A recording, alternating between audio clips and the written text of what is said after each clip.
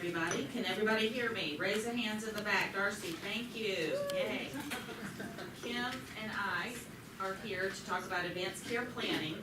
My name is Catherine Hall, and I'm a social worker with Your Care, Your Choice. And Kim Schellenberger, my friend and colleague, we're co-presenters. So we go back and forth, and we help each other out along the way. So you'll hear from both of us today. I feel like I'm having to lean into this. So for some reason, if you can't hear me, just yell. We're really excited to be here today, and we thank the Lung Cancer Initiative for inviting us to be a part of this presentation. It's really wonderful to be with a mixture of community members, patients, hopefully caregivers, and healthcare professionals. This is an exciting audience to be with today. So we thank the Lung Cancer Initiative. We're here today to talk about advanced care planning. And when we talk today, we're asking you to think about this for yourselves. For those of you who are healthcare professionals, we certainly hope some of the information will help you pass on to your patients. But today, our topic is geared towards you as individuals and your loved ones. So just keep that in mind as we go through. We're going to talk, we have PowerPoints, but we will have a chance at the end for questions and answers. So feel free to write down your questions, and at the end, we will talk about that. We hope there'll be answers. Yeah, we hope so, yeah. Does anybody not have a set of handouts? We have some extra ones here. Anybody who needs any? Okay, all right, good. Thank you. So Kim and I, as I mentioned, are both social workers, and we have decades of experience working in the healthcare system.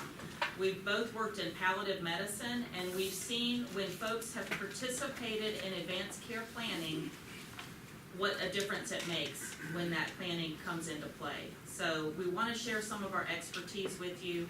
This is a presentation we bring to the community as well. Some of it is basic information, but what we found is there's such a misunderstanding about some of the basic information. We wanted to include that for all the groups that we go to. So we start with the connect to purpose to illustrate and tell a story of why this is so important. Right here we have a picture of John and his sister, who is Kate Grew, who's a nursing executive with Atrium Health, shared this story about her brother. This is going to be running on the Atrium People Connect for Healthcare Decisions Week, so you'll see the written version of this. But Kate shared with us the story of John, who was in his late 40s when he collapsed at his home in Buffalo, New York. And the medics were called, CPR was performed, and he was taken to an intensive care unit. Kate was in North Carolina at the time, and she and many of the family, of course, flew up and were with John. His report was not good. His prognosis was not good. He had major brain injury, according to the neurologist. So the family was being asked what to do for John. It was Kate, several siblings, the elderly parents who were still in Florida who couldn't make their way up, and also his twin daughters who were in their 20s. So many family were gathered having these conversations. Of course, there was shock and grief and just being overwhelmed faced with this decision. One of the brothers said, I'm going to go home to John's apartment and see if he wrote anything down about his wishes. And the other sibling said, John? He was like the least likely of the crew to have done any planning. He kind of lived hard, played hard, worked hard, but wasn't a big planner in life. Well, thankfully, the brother did think to go to the home and look for papers. He found a box under John's bed, and in that box with some other papers was a living will that John had completed, where he wrote down his wishes that he did not want to continue receiving life-prolonging treatments if he did not have hope for meaningful recovery. So what Kate said was that this was such a blessing, and that the burden of making that decision was in so many ways lifted because John had written down his wishes. Of course, it was still hard. Of course, there was still grief. But what she said was there's not a day that goes by that she doesn't thank John for having written down his wishes. And he died 8 years ago. So Kate and all of her family have participated with their own advanced directives and their own advanced care planning. We share that story to show you the importance of that written paperwork. But we're going to talk about more that needs to be done. So Your Care, Your Choice is our department. We're atrium-wide.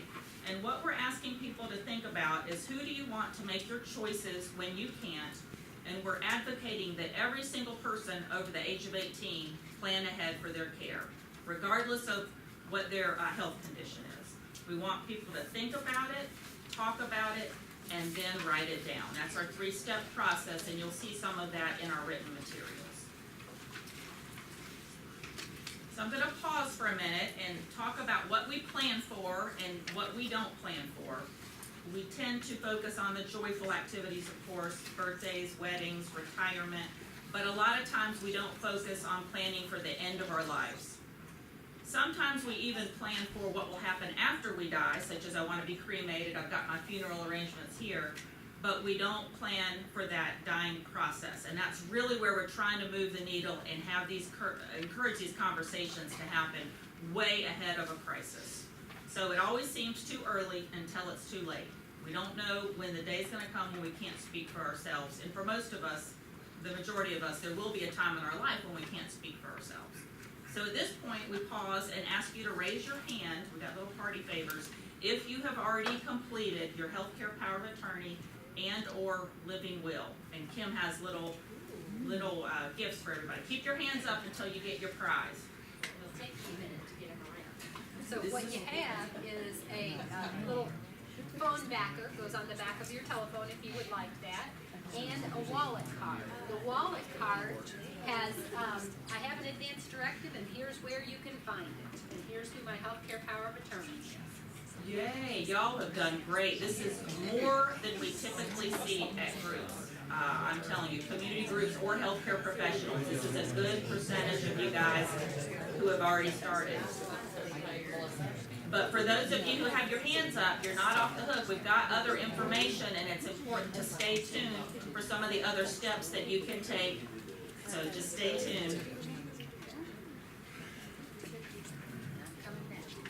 So I'm going to start talking in general terms about advanced care planning. You'll notice this slide is titled Advanced, you didn't get more? Okay, she's coming.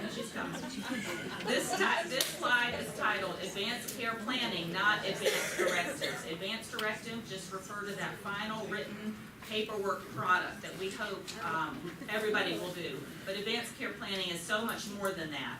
We want to reiterate it's important for all adults, anyone over the age of 18. It's an ongoing process and a conversation. It's not a one-time event.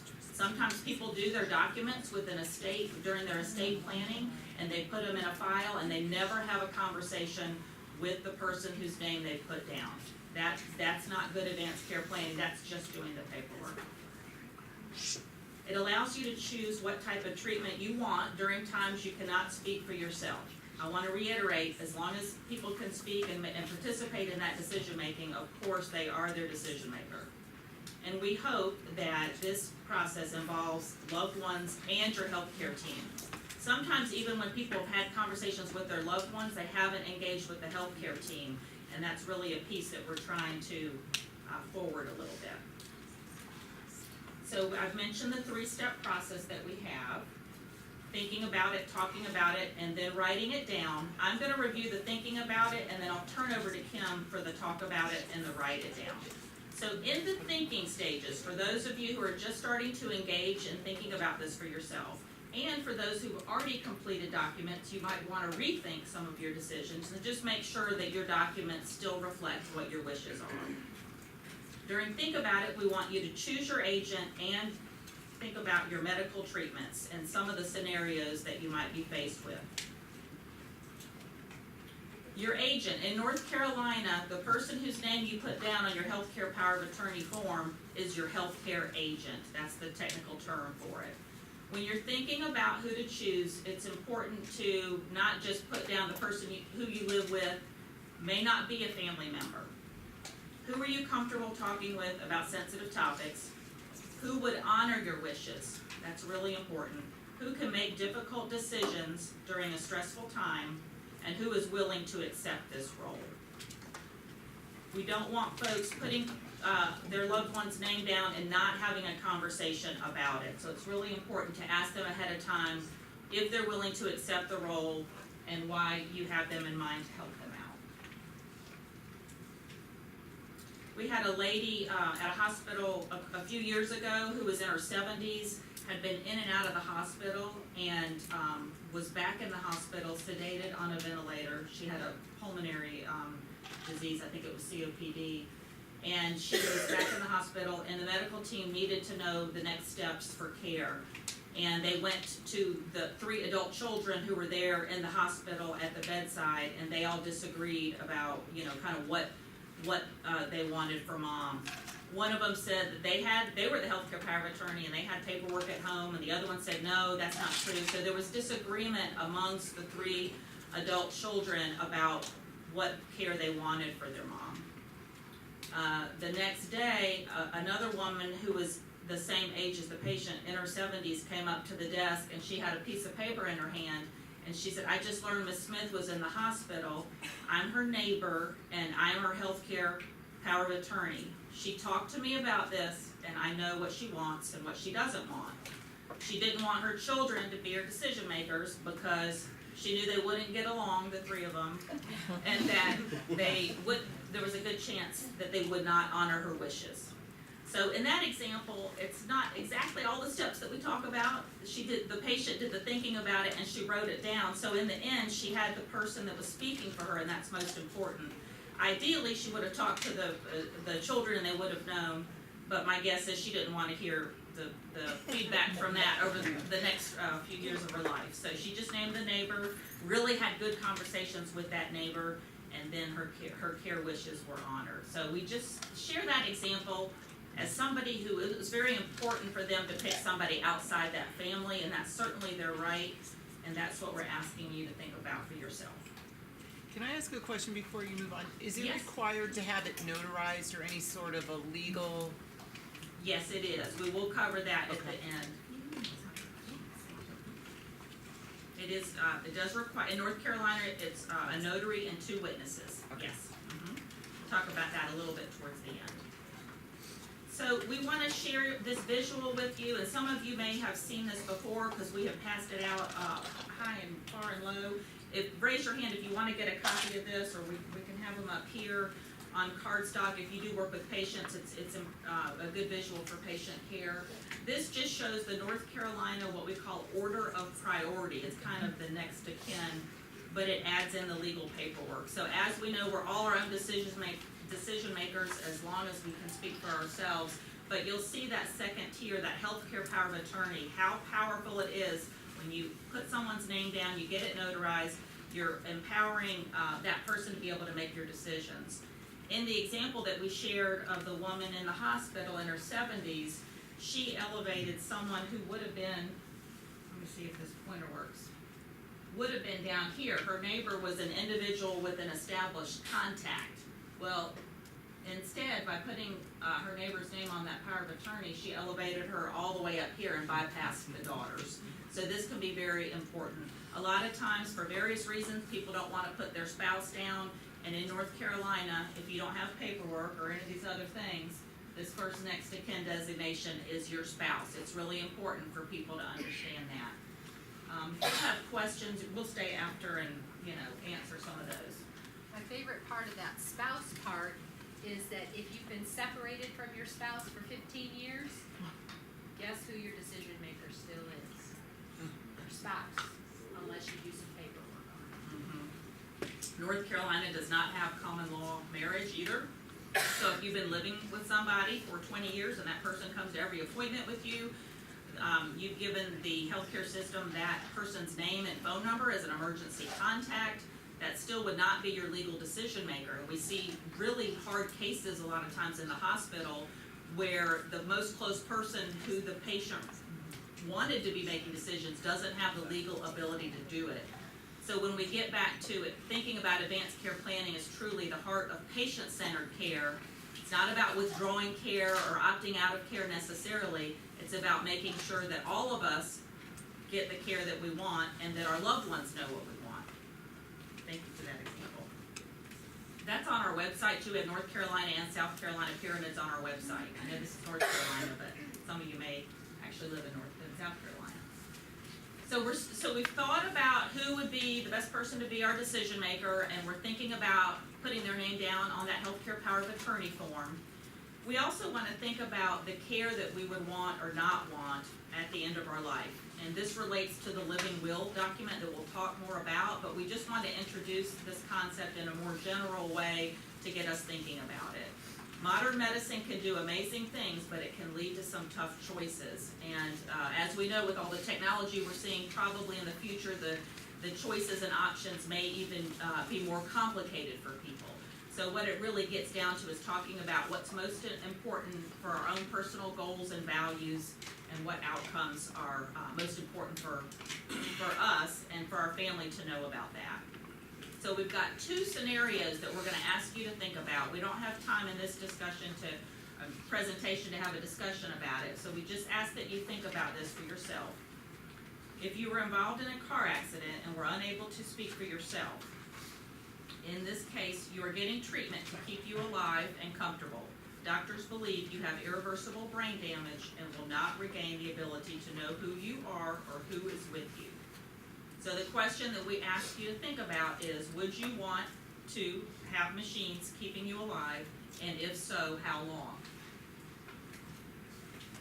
That could happen to anybody in this room at any time. We're all healthy adults. We're able to get here, but we don't know if on the way home something might happen. So choosing your care, consider this situation. You have end-stage illness, and doctors say the illness cannot be cured and you will not live much longer. Doctors will keep you comfortable, but want to know what type of treatment you want and what you consider most important. What would be most important to you at this stage of your life? Is it longevity, focus on living as long as possible, even if you require constant medical care? Or would it be function to focus on what you consider to be living? This is going to be different for every individual in this room as far as where we fall on that trajectory. How do we want to live our lives? What's the most important on a day-to-day basis? For some people, they will accept a lot of medical interventions even without a relatively good prognosis, and that's most important to them. And for others, on the other side of the spectrum, people want to be able to drive, be independent, managing their own finances, and that's most important to them. So we ask each of you in this room to think about that a little bit for yourselves and to understand where you are in that trajectory or that spectrum, and to also understand where your loved ones are on that spectrum. Did I miss anything in that? Okay. So we're switching to our step 2, talk about it, talk to your agent, and Kim is going to go over that next step with you guys. Sorry. So Catherine's already talked about what you have to think about. So we're going to talk now. We said you've got to talk to your healthcare agent. They need to know. So first you have to ask them if they're comfortable making medical choices for you.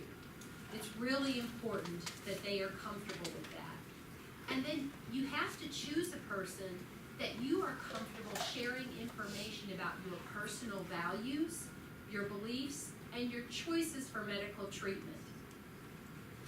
Very, very important to share that information. When I was working in palliative care in the hospital, being in the intensive care unit, I would find family members who would say to me, I'm the healthcare power of attorney? Mom never told me. Dad never told me what he wants. We've never had this discussion. The grief is just so huge. The guilt, the fear over making these decisions.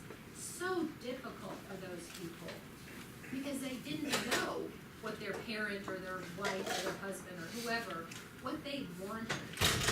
They didn't know. So it actually put an increased burden, honestly, on the family instead of decreased. The conversations are hard to have, but they're much easier to have now than when you can't speak for yourself. So discuss your own personal experiences and any experiences they've had. An example of this would be to say something like, remember when Grandma was sick and this is what happened to her, they did this and then they did that? I wouldn't want that for me. Or I would want that for me. That was a really good thing. I'd want you to do that. So use personal experiences and things that you've seen as you have these discussions. But make sure the person is comfortable having these discussions. So we want you to also talk to the person you've chosen as your agent and to the people you don't choose as an agent. I always use the example of, Catherine and I have worked together for many years. she's a colleague, and we talk about this all the time because this is our work. So she knows pretty much what I want and what I don't want. So if I appointed her as my healthcare agent and decided not to tell my husband, who I've been married to for 38 years, or my kids, how would that go over if today I have a car accident on my way home in the rain, and she shows up at the emergency room or in the intensive care unit, and my husband shows up and Catherine says, I'm the decision maker? That would be horrible. Same thing if I appoint, let's say I decide I have 4 kids, I don't, but let's say I had 4 kids, and I decided I wanted to appoint the youngest because, well, she's the nurse and she lives next door. How about child 1, 2, and 3? What are they gonna think about that? Instead, sitting them all down and having a conversation, hey kids, I've made this decision because she's the nurse. She's gonna have a better idea, but I want you all to work together. She's the final decision maker, but I want you to work together. I want my family to be a family after I have died. I don't want them to hate one another, and I'm sure many of you have seen families at war in a hospital because they can't make decisions. It's just as Catherine used that example. It's very difficult. So in other examples that you can use, even though I'm okay right now, I'm worried about what might happen in the future. You know, I have this illness. This could get worse, it might not, but just in case it does, I want to talk to you about what I want. Or I've chosen, use Catherine as an example, as Catherine is my agent to make healthcare decisions for me if I can't speak for myself, but I want you to know what I've asked Catherine to choose for me. Again, that way nobody is saying, Mom surely didn't understand what she was signing here when she did this document. You want people to know. Again, in the intensive care unit, I would see families who would say, oh, there's no way Mom understood that. You know, but at that point, it's kind of hard to know.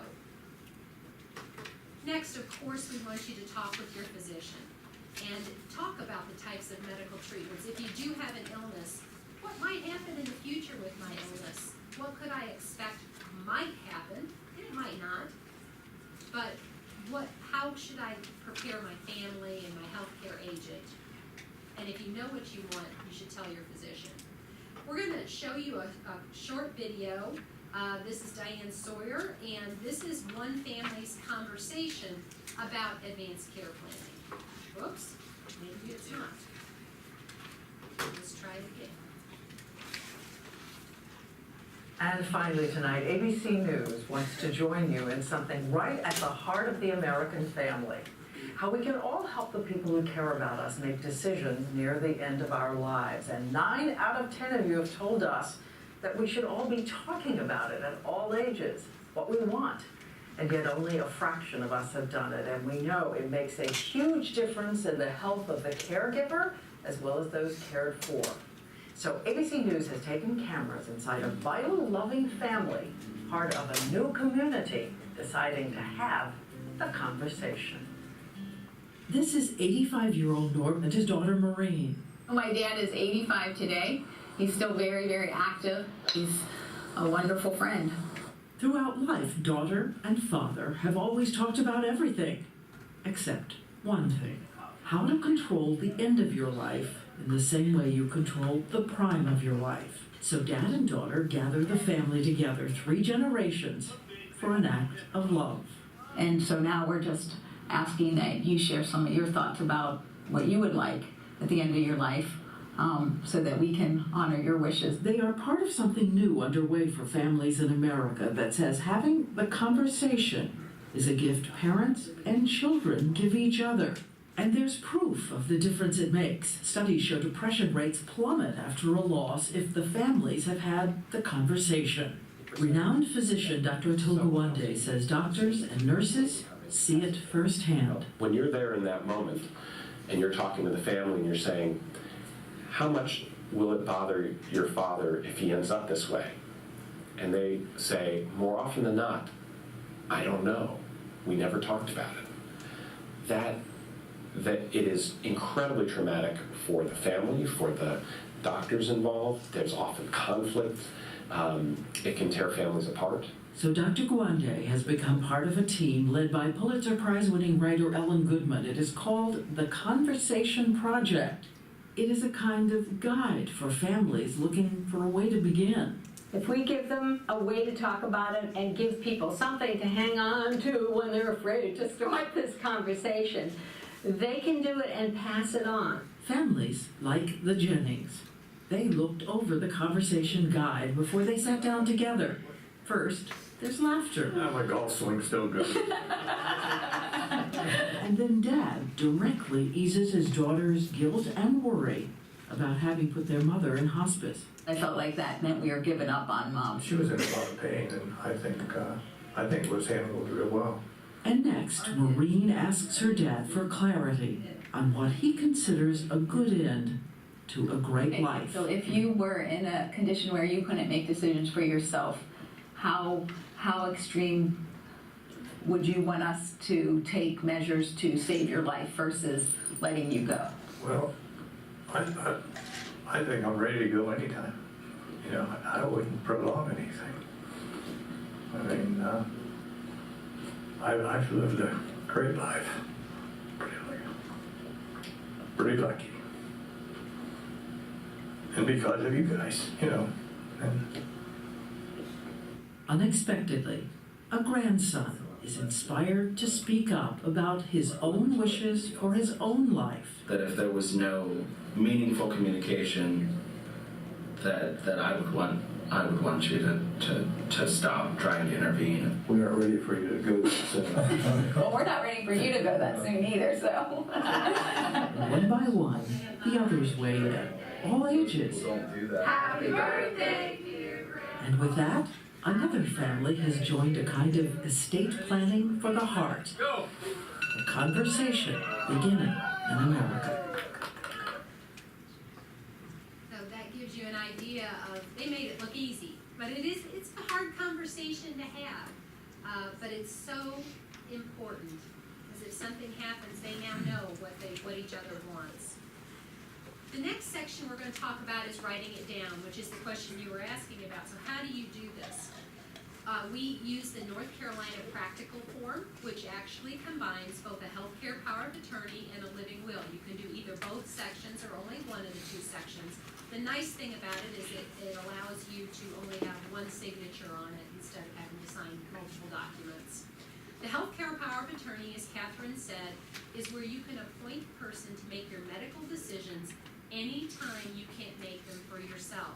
So if I go into surgery today, during that surgery, during the time I'm under anesthesia, the person I appoint as my healthcare agent is my decision maker during that time.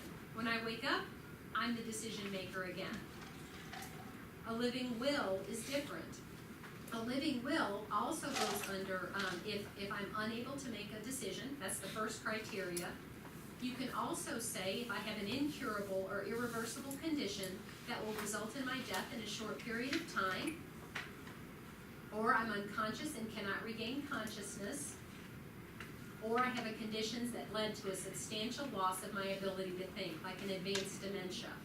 You can choose which of these you would want, and basically it says, I would want a natural death in 1, 2, or 3 of those situations. Again, as long as you can speak for yourself, you would be talking.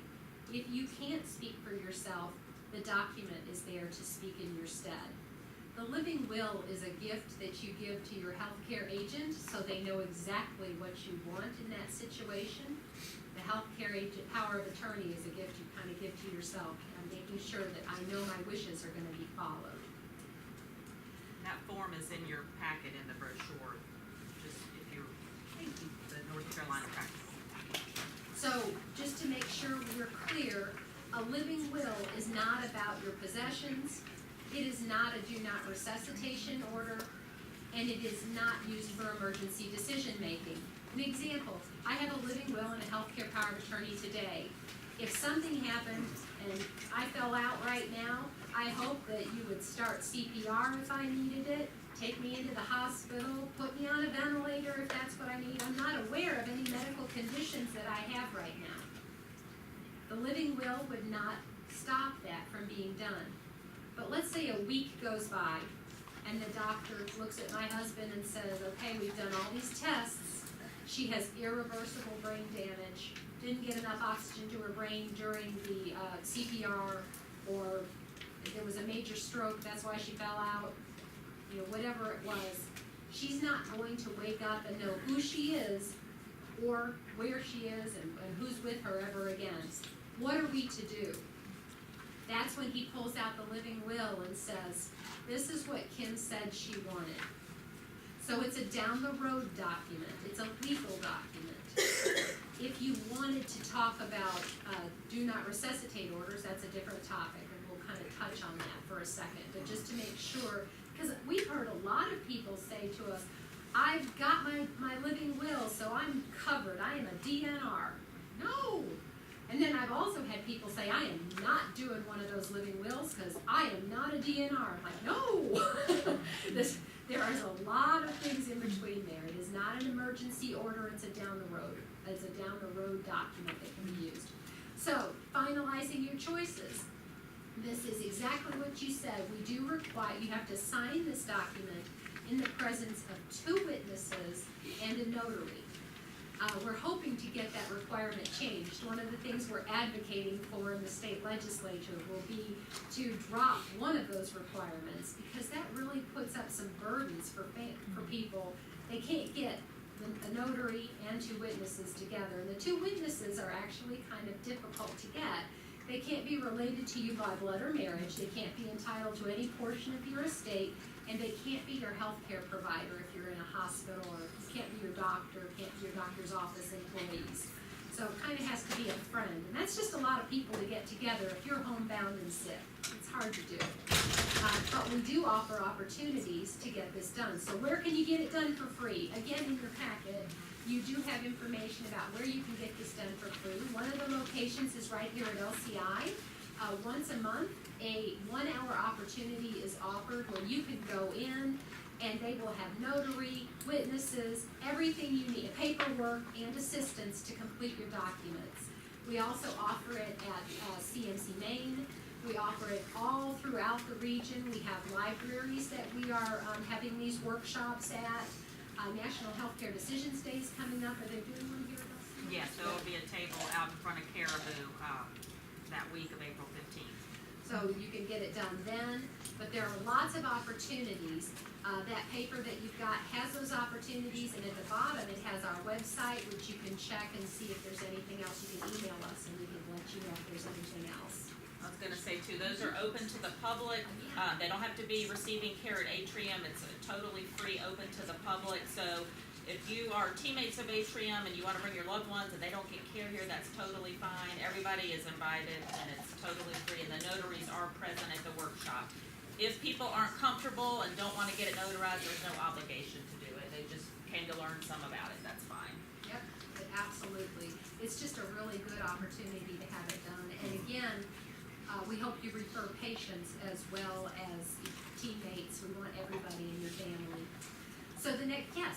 Where do we find the schedule on when and where? It should be in the packet we gave you. It should be in there. If it's not, holler, we've got more packets. So the next thing we want you to do is share your choices. You need to make sure your agent has a copy of the document and a conversation. Your primary care physician needs to have a copy of the document and to have the conversation, and they'll scan it into your medical record, and anywhere you go in Atrium, it'll be there. If you use Novant as your provider or some other provider, have them have a copy of the document. So specialists, your hospital, and you can also get it registered with the North Carolina Secretary of State. Changes. We recommend that people consider changes at the 5 Ds. The first is decade. Every 10 years, you should really consider looking at it again, make sure there's no changes that you need to make. If it's fine, you do not have to change it if it still reflects your wishes. If you have a death of a loved one, that's the second time you should really consider looking at that directive again and thinking, how did that death go? Did I think, do I want to amend my documents to include something that they did or didn't do? A divorce. And that goes back to that question I said earlier. You may have appointed the person that you were married to as your healthcare agent, so you want to change that if you got a divorce. A new diagnosis. This should trigger not only a conversation with a physician or a provider, it should also trigger a relook at your directives, and finally, a decline in your medical condition. We hope a decline in medical condition would lead to, again, a conversation with the provider about, now that I'm sick with this illness and I can see that it's getting worse over time, what should I expect? What could happen in the future? What do I need to prepare my agent for? What do I need to prepare myself that could happen? And then consider redoing or updating your documents at that time. That also could trigger a conversation about what we talked about a minute ago, and that's the do not resuscitate order. So these are the documents that are physician orders, that are emergency orders that are enacted immediately upon the time that they're signed by the most form by the patient and the physician, in the goldenrod, just by the physician. But these are conversations that are held between a provider and a patient, or a provider and a family member if the patient is unable to speak for themselves, about what a person wants now that they are very ill. Usually these documents are done in the lab if we aren't surprised that someone would die within the next 12 months. These are emergency orders that can be acted upon immediately. The most form is not always a DNR. Sometimes it's a full, I want full resuscitation efforts to be made in the attempts at resuscitation in the event my heart stops. And other times people are choosing do not attempt resuscitation.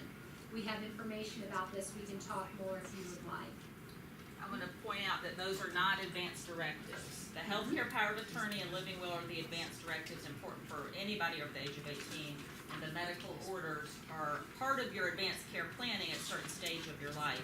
So we're trying to get folks to understand those are not advanced directives. They are separate. So this is our website, and it has on it the steps of advanced care planning. You can refer patients to this, as well as you can go here for yourselves.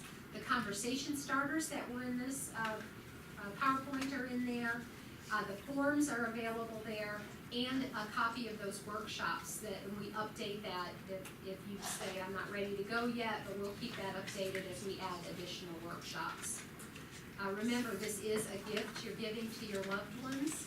It is really a gift. I don't think we mentioned this, but the research shows that for a person who dies who has an advanced directive, their loved ones experience less complicated grief, less anxiety, and less major depression.